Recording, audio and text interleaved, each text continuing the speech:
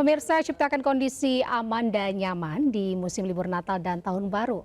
Polisi gelar tes urin dan cek kesehatan bagi pengemudi bis antar kota antar provinsi di Terminal Bis Purabaya, Surabaya. Dalam tes urin itu ditemukan 2 pengemudi bis positif narkoba.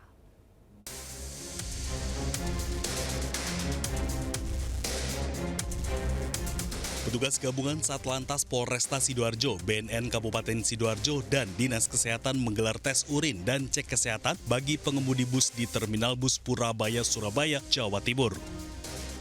Tes kesehatan ini sebagai antisipasi terjadinya kecelakaan yang melibatkan bus antar kota selama musim libur Natal dan Tahun Baru. Sejumlah pengemudi bus antar provinsi didatangi petugas secara acak untuk kemudian dibawa ke pos pelayanan Polri untuk mengikuti tes urin dan cek kesehatan.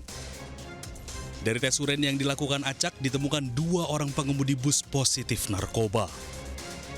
Mengingat di musim libur Natal dan Tahun Baru pergerakan masyarakat sangat tinggi, untuk itu kita antisipasi terlebih dahulu supaya tidak ada yang membahayakan nyawa para penumpang. Di hari ini, pada hari Jumat, tanggal 26 Desember 2025, kita ambil sampel sebanyak 30. Dari 30 sampel yang kita ambil, terdapat 2 yang diindikasi positif metafetamin dan amfetamin. Untuk kepentingan pemeriksaan lebih lanjut, kedua pengemudi bus yang positif narkoba menjalani pemeriksaan lebih lanjut oleh petugas BNN Sidoarjo. Pemirsa, sebuah bajai yang membawa seorang penumpang wanita serta kasur di atasnya tercebur ke aliran kali di Jalan Budi Mulia, Pademangan, Jakarta Utara. Akibat kejadian ini, sopir dan juga penumpang mengalami luka-luka ringan.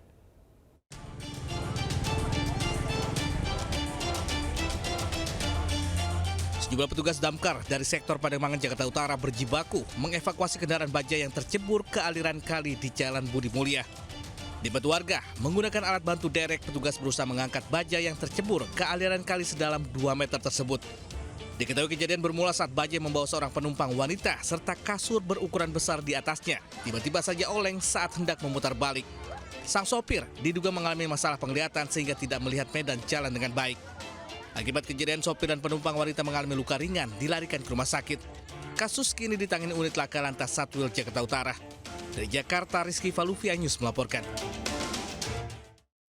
Pemirsa, seorang santri asal Bandung ditemukan tewas setelah terseret arus saat berenang di Pantai Pangandaran, Jawa Barat.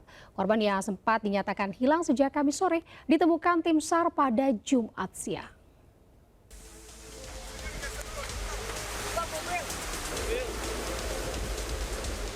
Tim SAR mengevakuasi jasad Wildan Muhammad Ramdhani, korban tewas akibat terseret arus saat berenang di Pantai Pangandaran bersama teman-temannya. Korban dibawa ke RSUD Pandega Pangandaran untuk kepentingan visum sebelum diserahkan ke pihak keluarga.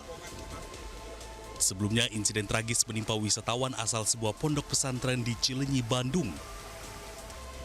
Seorang dari 5 wisatawan dinyatakan hilang terseret ombak pada Kamis sore. Pencarian langsung dilakukan dan korban baru ditemukan pada Jumat siang.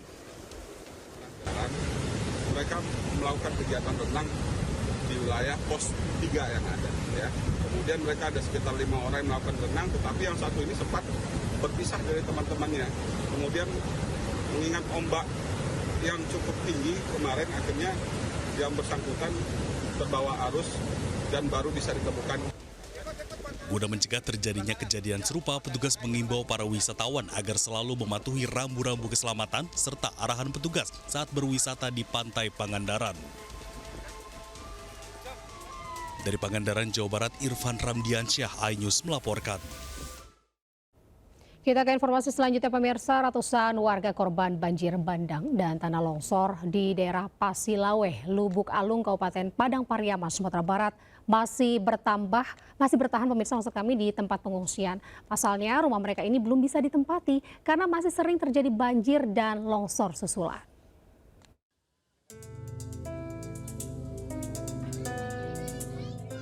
Ratusan warga korban banjir bandang dan tanah longsor di daerah Pasilaweh, Kabupaten Padang Pariaman, Sumatera Barat saat ini masih bertahan di tempat pengungsian. Padahal tanggap darurat untuk Kabupaten Padang Pariaman sudah berakhir semenjak tanggal 20 Desember yang lalu. Mereka masih bertahan di tempat pengungsian karena rumahnya belum bisa ditempati sebab masih sering terjadi banjir dan longsor susulan. Menurut Wali Nagari Pasilaweh Peri Adinur, saat ini sudah dilakukan verifikasi terhadap rumah warga yang terdampak bencana.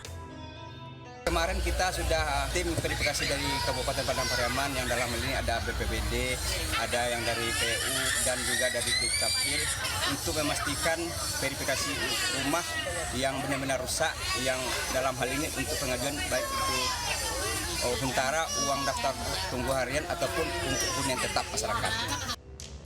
Saat ini warga masih menunggu kepastian dari pemerintah tentang pemindahan mereka ke hunian sementara atau ke lokasi lain dengan mendapatkan uang tunggu harian Rp600.000 per bulan selama 6 bulan. Dari Padang Pariaman, Sumatera Barat, Eka Guspriyadi, iNews melaporkan.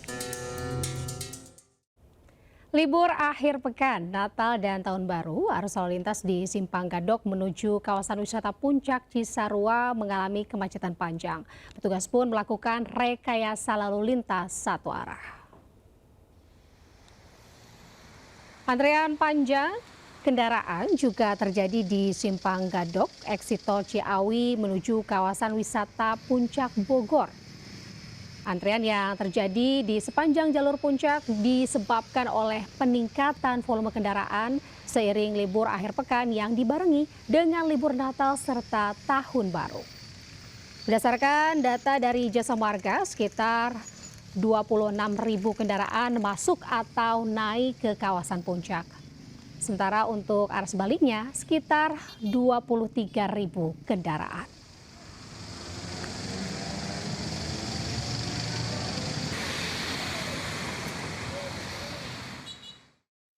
Pemirsa, PT Artaco Prima Energi, anak usaha PT MNC Energy Investment Tbk, resmi menjalin kerjasama dengan PT Kalimantan Prima Persada di iNews Tower, Jakarta Pusat. Kerjasama ini merupakan bagian dari strategi perusahaan untuk memperkuat fondasi operasional dan meningkatkan skala bisnis secara berkelanjutan.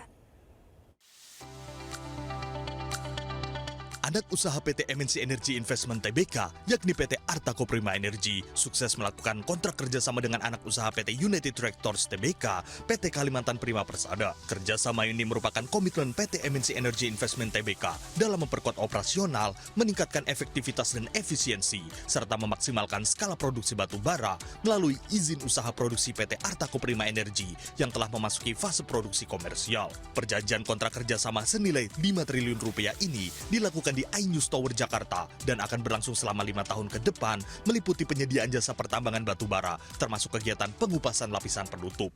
Perjanjian ini merupakan perjanjian kontrak penambangan di mana volume per tahun untuk tahun ini sekitar tahun 2026 itu sekitar 3 juta dan ke depan akan meningkat sampai ke 7 juta ton per tahun. Kontraknya ini sampai 5 tahun.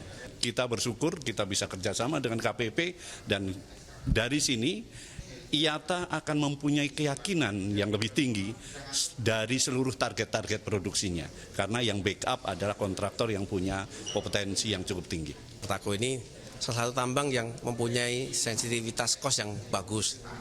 Sehingga tahan terhadap tekanan harga batubara dan tekanan harga batubara di dunia yang fluktuatif lah gitu.